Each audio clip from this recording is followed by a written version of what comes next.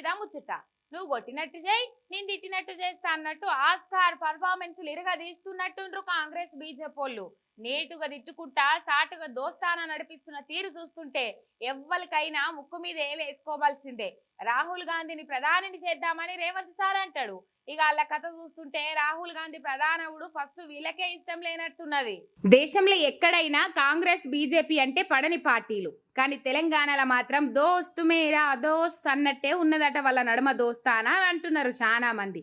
నా ఈపు నువ్వు గోకు, నీ ఈపు నేను గోకుతా అన్నట్టు ఒకరినొకరు గెలిపించుకునేందుకు పడుతున్న పాటలు చూస్తుంటే లాలూచి రాజకీయాలు ఎట్లా చేస్తుండ్రో తెలిసిపోతుంది. సికింద్రాబాద్ ఎంపీ సీటు దానం నాగేందర్కి ఇచ్చిండ్రు. ఓట్లకు 20 రోజులు కూడా లేవు, కానీ ఇదివరకు ప్రచారంలో ఏడ కనబడతలేడు దానం నాగేందర్. ప్రచారం బండి ఎక్కింది లేదు, ఓట్లేయమని అడిగింది లేదు. అసలు సికింద్రాబాద్ లా కాంగ్రెస్ అభ్యర్థి ఉన్నడా లేడా ఓటర్లకే డౌట్ వస్తుందట. ఆ గంత సైలెంట్ అయిపోయిండ్రు.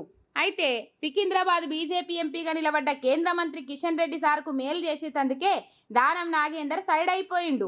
రెండు పార్టీల నడుమ లాలూచితోటే కాంగ్రెస్ పోటీలకెళ్ళి పక్కకు తప్పుకుందన్న మాటలు వినబడుతున్నాయి. లేకుంటే సెక్యులర్ పార్టీ అని చెప్పుకునే కాంగ్రెస్ సెక్యులర్ ఓట్లు ఎక్కువ ఉన్న సికింద్రాబాద్ నియోజకవర్గంలో ఎందుకు పోటీకంత ఇంట్రెస్ట్ చూపుతలేదు? ఎవరికి మేలు చేసేందుకన్నది బొడ్డూసిపోని పోరానికి సుతమార్థమైతుంది.